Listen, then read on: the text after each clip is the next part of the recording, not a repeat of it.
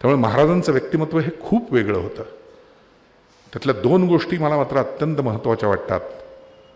त्यातली एक, कोल्हापूर आजही सुजलाम सुफलाम दिसण्यामागचं सगळ्यात मोठं कारण महाराज आहेत हे आपण मान्य केलंच पाहिजे.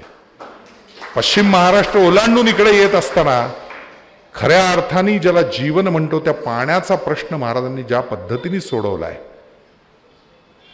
हे प्रचंड सगळे खारवटलेल्या जमिनी आज एवढा ऊस जो काही दिसतोय सारखा आणि कोल्हापुरात सगळा, आणि जे काय सुजलाम सुफलाम भूमी दिसते ही सगळी माती, त्याच्या मागे ते पाण्याचं नियोजन आहे आणि त्यातलं त्या काळातलं राधानगरी धरण आहे. एखादा आजच्या काळातला अभ्यासक म्हणेल की केवढंसं धरण आहे ते, त्याचं काय कौतुक. पण आजही बघा, पावसाळ्याचे दिवस आले की तो एक सगळ्या पेपर्सचा उजव्या बाजूचा एक कॉलम फिक्स असतो की पश्चिम महाराष्ट्रातली धरणं, धरणांमधला उपयुक्त पाणीसाठा, धरण क्षेत्रात झालेल्या पावसाची टक्केवारी आणि मग किती धरण अजून भरायचं राहिलेलं आहे, असं सगळं असतं. गेली 30 वर्ष तरी मला नाही वाटत दुसरं कुठलं नाव असेल, दुथडी भरून वाहणारं पहिलं धरण 100% भरून वाहिलं आणि त्याचे दरवाजे उघडले, हे राधानगरी सोडून दुसरी कुठल्याही बातमीत नाव नसतं.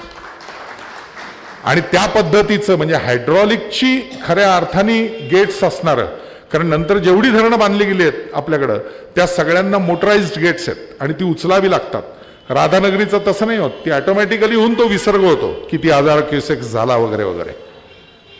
पण ते बांधताना महाराजांनी जे काही त्याच्यामध्ये एक कल्पकता दाखवलेली आहे त्याची आपल्याला कल्पनाच नाही आहे असं म्हणावं वाटतं. अनेकांनी त्यासाठी मदत केली, हात लावलेत. धाकटे बापसाहेब महाराजांनी खूप लक्ष त्यामध्ये घातलं. राजाराम महाराजांच्या काळात ते खरं तर पूर्ण झालं, महाराज असताना ते अर्धवट राहिलं होतं. पण त्याच्या एक पेपर जो ब्रिटिशांकडे सापडला, तो पेपर वाचल्यानंतर डोळेच उघडतात आपले की हे काय, हे त्या काळात तो तंत्रज्ञान असं वापरलं. ते फेजिवडे गाव जिथं ते सगळं बसवलंय त्याच्या भोवती जे आरक्षित रान आहे, मला अजूनही आठवते बाबा आढाव आणि मी तिथनं हिंडत होतो. हिंडताना काही जागा मी त्यांना अशा दाखवल्या की हे असं आहे, हे असं आहे. हे काय म्हणलं, याचं तंत्रच खूप वेगळं आहे म्हणलं. धरण मुळामध्ये जे बांधलं जातं, जमिनीच्या वर आपल्याला जे दिसत असतं बांधलेलं, ते 1/3 असतं. 2/3 त्या जमिनीच्या स्तराच्या खाली असतं, कारण जे पाणी अडवायचं आहे त्याच्यातला करंट आणि त्याची ताकद बघता ते प्रचंड मोठं असणं आवश्यक असतं बेस. आणि त्यामुळे तो असा बांधला जातो, बेस सरळ नाही बांधत कधी, तो असा बांधतात आणि मग वरती सरळ येतो तो जिथं अडताना दिसतं ते. आणि त्याला ज्यांना इंजिनिअरिंग त्यातलं कळतं, सिव्हिल इंजिनिअरिंग, त्यांना माहिती आहे कप सॉसर सिस्टीमनुसार ते बांधलं जातं. नाही, मी त्याला कप सॉसर सिस्टीम असंच म्हणजे इंजिनिअरिंग टर्ममध्ये म्हणलं जातं. महाराजांनी जेव्हा ते बांधलं तेव्हा एक सोपी गोष्ट केली. समजा ही धरणाची भिंत आहे आणि या बाजूला पाणी साचणार आहे, या बाजूनी मग गावं आहेत, बाकी सगळे आहेत, स्थलांतरित केलेले आहेत बाकीच्या गोष्टी, ती भिंत बांधली जाणार आहे. भूकंप हा विषय महाराष्ट्राच्या बाबतीत किंवा एकूणच जगाच्या नकाशावर खूप भयानक आहे. आणि त्याच्यात आपण सगळे जे पश्चिम महाराष्ट्रात राहणारे आहोत, मुंबईपासून कोकणपर्यंतचे, हे सगळे त्या भूकंप आवर्षणाच्या खाली येतो. म्हणजे त्यातही एक गमतीचा भाग आहे. आता संक्रांत येईल, आपण म्हणतो उत्तरायण सुरू होणार. उत्तरायणात मार्गशीर्षापासून सूर्याची किरणं लंब पडायला लागतात, सगळंच लांब लांब होत जातं. पण दक्षिणायन जेव्हा सुरू असतं त्यावेळेला चंद्र दर पौर्णिमेला 27 अंशांनी आपल्या पृथ्वीच्या जवळ असतो आणि त्यामुळे खालचे प्रवाह चंद्रामुळे आणखी समिलित होतात असं म्हणलं जातं. अगदी भरती ओहोटी वासनं सगळ्यावरती चंद्राचा परिणाम होतोय आता शास्त्रांनी मान्य केलेलं आहे. आपल्याकडे हे फार पूर्वीपासून शास्त्र विकसित आहे. ज्या माणसांनी ह्या सगळ्या भूकंपाचं मापन शोधलं त्या जर्मन शास्त्रज्ञाचं नाव होतं रिश्टर, म्हणून रिश्टर स्केल असं आपण म्हणतो. तो शास्त्रज्ञ, त्याने ते शोधलं मापन. सगळे भूकंप आत्ताच्या काळातले महाराष्ट्रातले जवळचे बघा मोठे झालेले. किल्लारीचा भूकंप झाला लातूर जवळचा मोठा, त्याही वेळ दक्षिणायनातली पौर्णिमा होती. संपूर्ण महाराष्ट्रात गणपतीची विसर्जन मिरवणूक चालू होती तेव्हा मध्यरात्री झालाय. बच्छाव भुजचा झाला, गुजरातपर्यंत गेला आणि प्रचंड हानी झाली त्याची सगळी. त्याही वेळी महाराष्ट्रात पौर्णिमा होती, दत्त जयंती होती. तर हे पौर्णिमेला जास्त होतात त्याचे प्रवाह केंद्रित असं म्हणलेलं आहे. पण त्यातला गमतीचा भाग असा आहे की शास्त्रज्ञांनी त्याचं एपिसेंटर जेव्हा शोधलं, एपिसेंटर म्हणजे जिथनं तो करंट सुरू झाला, तर ते एपिसेंटर जे शोधलंय त्या एपिसेंटरला त्यांनी कुर्डुवाडी इफेक्ट असं नाव दिलं. या दोन्ही भूकंपांना मोठ्या म्हणजे सोलापूर जवळच्या कुर्डुवाडीच्या जमिनीत तो करंट सुरू झाला आणि तो तिथे जिथं बाहेर पडला तिथं त्यांनी हानी केली. पण जगभरात आजपर्यंत जे काही लाख भूकंप इतक्या हजारो वर्षांमध्ये झाले असतील, त्या भूकंपांचं एक तंत्र नक्की आहे की भूकंपाचा एपिसेंटर नंतर तो जिथे बाहेर पडून हानी करतो त्याच्या हानीची 2 अंतरांची टोकं जर मोजली तर भूकंप हा 165 अंशातच पसरतो, त्याच्यापेक्षा जास्त नाही. हे त्याचं आणखीन एक वैज्ञानिक सत्य आहे.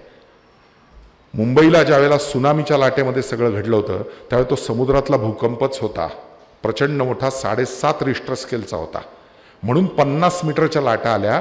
पण त्याचं एपिसेंटर जे होतं त्या एपिसेंटरपासनं प्रत्यक्ष मुंबई ही 184 अंशावर होती, 165 अंशाच्या बाहेर होती, म्हणून फक्त उंच लाटा 56 मीटरपर्यंतच्या आपण पाहिल्या. जर ती 165 अंशाच्या आज असती तर मुंबईतले काही कोटी लोक मेलेले आपण पाहिले असते. इतकी हानी भूकंप करतो हे आपण पाहिलं इंडोनेशियापासून सगळीकडं त्या काळात. महाराजांनी एक गोष्ट केली, ही धरणाची भिंत आहे. आपण दसऱ्याच्या वेळेला मुलांना पाटी पूजनाला शाळेत पाठवतो तेव्हा आपण 1च्या आकड्याची सरस्वती काढतो. समजा ही सरळ रेषा आहे धरणाची, तर तशी 1च्या आकड्याची सरस्वती काढून फक्कीनी महाराजांनी ती जोडली. आपण ते बघतो, पहिला आकडा खाली आणतो, त्याचं त्रिकोण करतो, शेवटच्या आकड्याला जोडतो आणि 5, 7, 9 विषम संख्येनुसार ती सरस्वती आपण तयार करतो पुस्तकावरती, पाटीवरती. महाराजांनी असं करून त्याचे जे टँजेंट्स आहेत त्याच्यामध्ये बोअर मारतात तसं भोकं पाडून तप्त शिसं ओतलंय. आजही तुम्ही त्या रानामधनं हिंडा, काही जुन्या त्यावेळेला शिसं उकळायला ठेवलेल्या कढया अक्षरशः वेड्या वाकड्या मातीत रुतलेल्या पडल्या आहेत, चुलाणी केली होती तिथं. कशासाठी? साधा विचार करून बघा, गणित शिकलोय आपण. सरळ रेषेत धरणाची भिंत जर पकडली तर अर्धा अंश म्हणजे 180, पूर्ण म्हणजे 360, गोलात आपण शिकलेलो असतो. कुठनंही करंट आला तरी तो 165 नुसारच पसरणार आहे, म्हणजे अगदी सरळ आला तरी तो पूर्ण धरणापर्यंत येणार नाही. कुठनंही वाकडा आला तरी कुठला तरी 165 अंशाचा कोन, पण इथपर्यंत येईपर्यंत वाटेत जर शिसं असेल तर करंट त्यात खेचला जाईल आणि भिंतीपर्यंत पोचणार नाही. हे तंत्र त्यावेळेला वापरलेलं हे एकमेव धरण आहे, एकमेव. आणि म्हणून असेल मालोजीराजे निंबाळकरांपासून ज्यांनी महाराष्ट्राची जलवाहिनी निर्माण केली असं आपण म्हणतो, कोयना उभं करून, त्या कोयनापासनं नंतर 61 मध्ये पुण्यातलं पानशेत खडकवासला फुटलेलंही पाहिलं. कोयनेला 4थं लेग टॅपिंग करण्याच्या आधी 7वं रिसेंटरिंग करावं लागलं, म्हणजे त्यांच्या भूकंपाने तडे जातात त्याला आधार देणं परत भिंतींना म्हणतात, हे सगळं करावं लागलं. आजही राधानगरीचा एक दगड निखळलेला नाही, एक चिरा. हे तंत्रज्ञान त्यावेळेला वापरून उभं केलेलं ते धरण आहे आणि आजही ते दुथडी भरून वाहत आहे. हा त्यावेळेला महाराजांनी केलेला विचार, दाजीसाहेब विचारांपासून अनेकांनी त्याला त्यावेळेला केलेलं काम. पण त्यातला दुसरा भाग फार अर्धा महत्वाचा आहे असं वाटतं. ज्यावेळेला महाराजांनी धरण उभं केलं ते करत असताना त्याचं एक आकडेवारी करतो, प्रत्येक गोष्टीचं बजेट असतं, तेव्हा ज्याचं बजेट जेव्हा महाराजांनी काढलं ते उपलब्ध आहे ना, सगळी कागद वाचायला हरकत नाही. ते जेव्हा ब्रिटिशांकडे म्हणजे मुंबई गव्हर्नरकडं संमतीसाठी पाठवले गेले तेव्हा ब्रिटिशांनी पत्र पाठवून असं सांगितलंय, प्रॉव्हिन्सचं 1 वर्षाचं बजेट अख्खं तुम्ही या धरणात घालताय, मूर्खात का म्हणले. लोकांनी जगायचं कसं? का लोकांना तुम्ही टॅक्सेस वाढवणार आहात का आणखीन काय करणार आहात? मान्य नाही म्हणले, करू नका, बंद करा धरणाचं काम. आणि पहिल्या फेज नंतर धरणाचं काम बंद करायला लावलं ब्रिटिशांनी. महाराजांना वयाच्या 30ला मधुमेह डिटेक्ट झाला होता, डायबिटीज झाला होता, आणि तरीही महाराज सगळ्या गोष्टींमध्ये कार्यरत होते. आणि नेमक्या महाराजांच्या टॉन्सिल्सही वाढल्या. आता ऑपरेशन करणं भाग होतं. आपल्याला माहिती आहे हल्लीच्या काळात आपण लहानपणी लवकर मुलांची टॉन्सिल्सची ऑपरेशन्स करून टाकतो. मग डॉक्टरकडे नेलं की ते डॉक्टर लगेच सांगतो, ENT सर्जन, की रक्तलघवीची तपासणी करून आणा, मग सगळं ठरवू, टॉन्सिल्स ॲडोनाइड्स दोन्ही काढून टाकू. मग ते विशिष्ट पद्धतीचं त्याला ते रक्तलघवीच्या तपासणीनंतर त्यातल्या सगळ्या परिणामानंतर किती त्याला ॲनेस्थेशिया द्यायचा हे ठरवलं जातं. त्या काळामध्ये हा ॲनेस्थेशिया वगैरे प्रकार काही नव्हता. त्यावेळेला पद्धत सोपी होती. एक मोठा टॉवेल सारखं काहीतरी फडकं घेतलं याचं जाड, त्याच्यावर क्लोरोफॉर्म ओतला जायचा, तो क्लोरोफॉर्म पेशंटच्या नाकाला लावायचा, पेशंट बेशुद्ध पडला की आता त्यामुळे प्रमाणच माहिती नसायचं की नक्की किती द्यायचं याला, जसं आजच्या काळात सगळं विज्ञान पुढे गेल्यामुळे आहे तसं. त्यामुळे बरेचदा गंमत अशी व्हायची की पेशंटला कमी व्हायचा क्लोरोफॉर्म आणि ऑपरेशन चालू असतानाच जाग यायची तो बोंबलायला लागायचा. एखाद्याच्या बाबतीत उलट व्हायचं, क्लोरोफॉर्म इतका जास्त व्हायचा की ऑपरेशन होऊनही पुढचा दिवस तो पूर्ण गाढ झोपलेला वाटावा, मेला का काय हा ऑपरेशन मध्ये कदाचित, इतका. अशा परिस्थितीत एक ब्रिटिश डॉक्टर बरोबरच्या 2 भारतीयांना बरोबर घेऊन, डॉक्टर टेंगशे मला वाटतं त्यांचे वैयक्तिक डॉक्टर होते, त्यांनी लिहून ठेवलेली आठवण आहे, तो ऑपरेशन करणार. त्यात डायबिटीस आहे, वयाच्या 30 नंतर हे ऑपरेशन आहे, 35ला.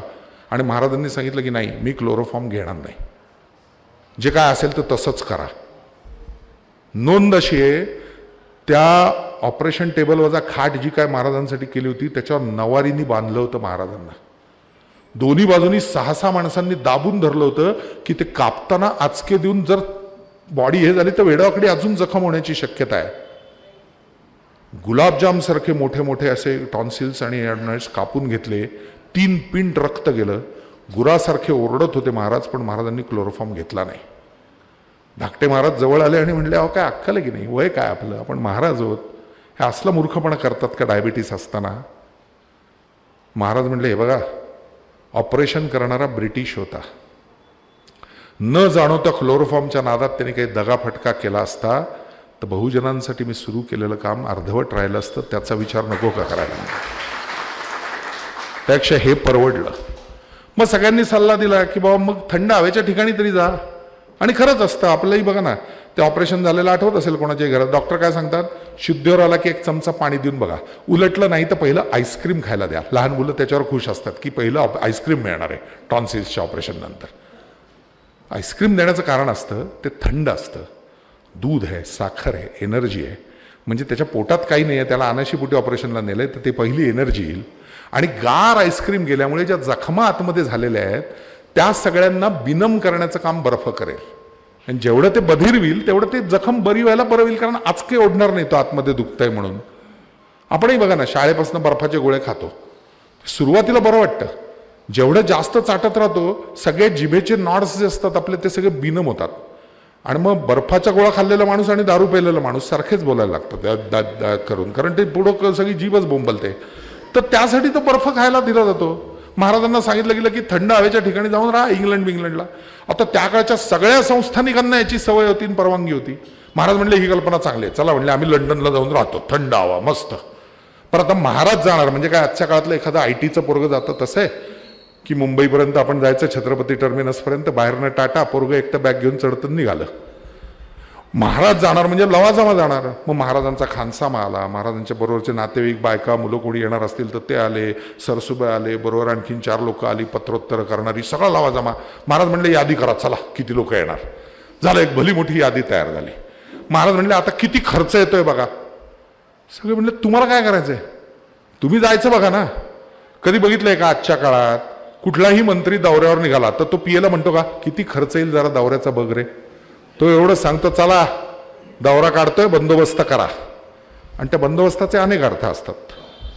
आपल्याला बंदोबस्त म्हणजे फक्त असं वाटतं, तसं नाही. तर त्या काळातलं राजे म्हणजे तसंच की त्यांनी सांगायचं चला व्यवस्था करा, मला जायचंय लंडनला राहायला. पण महाराज म्हणले नाही नाही, त्याचा खर्च काढा. झालं, खर्च काढला, एवढा खर्च येईल. इथनं जायचं मुंबईला ट्रेननी, मग बुटीत बसायचं, 17 दिवसाचा प्रवास, मग तिथं 3 महिने राहायचं, मग परत यायचं, एवढी माणसं बरोबर, खाणं पिणं अमुक तमुक सगळा खर्च काढला. महाराज म्हणले आता यातला खाजगीतनं किती आणि सरकारी किती, कारण त्याची परवानगी घ्यावी लागायची दिल्लीमधनं, मुंबईवरनं, गव्हर्नरकडनं. मग यायचं 60% बाबा काय शासकीय खर्च होईल, 40% खाजगीतला तुमचा घालायचा आहे. हे म्हणले ते घेऊ की परवानगी, नाही म्हणले ते करा. झालं, ती विभागणी झाली. आता आमचा खाजगीचा किती निघालाय तो सगळा पैसा समोर आणा. आणि म्हणले कशाला, तुम्हाला काय करायचं, खर्च करणारा करेल, पैसे देईल, तुम्हाला काय घेणं आहे का त्याच्याशी. पण नाही म्हणले ते समोर आणा. झालं, एका पेटीत घालून पैसे समोर आणले. आणि महाराजांनी त्या क्षणी असं सांगितलं, आम्ही लंडनला गेलो, बरे होऊन परत आलो, असं नंतर लोकांना आपण सांगू. हे सगळे पैसे घेऊन जा आणि दुसऱ्या टप्प्याचं बंद झालेलं काम ताबडतोब सुरू करा. स्वतःच्या पोटाला चिमटा लावून एखादं लोकोपयोगी काम सुरू करणं, ही गोष्ट किती लोकांना जमली असेल अशी नंतरच्या काळात सुद्धा राजकारणात. इतिहासाची पुनरावृत्ती ही अशा चांगल्या गोष्टींसाठी प्रेरणांसाठी व्हावी असं म्हणावं असं वाटतं. त्यामुळे दुसऱ्या टप्प्याचं संपूर्ण काम होत असताना त्यातला बराचसा पैसा हा महाराजांच्या त्या ऑपरेशन नंतरच्या सगळ्या विषयाचा महाराजांनी प्रत्यक्ष लावून दिला आणि ते काम पूर्ण करून घेतलं.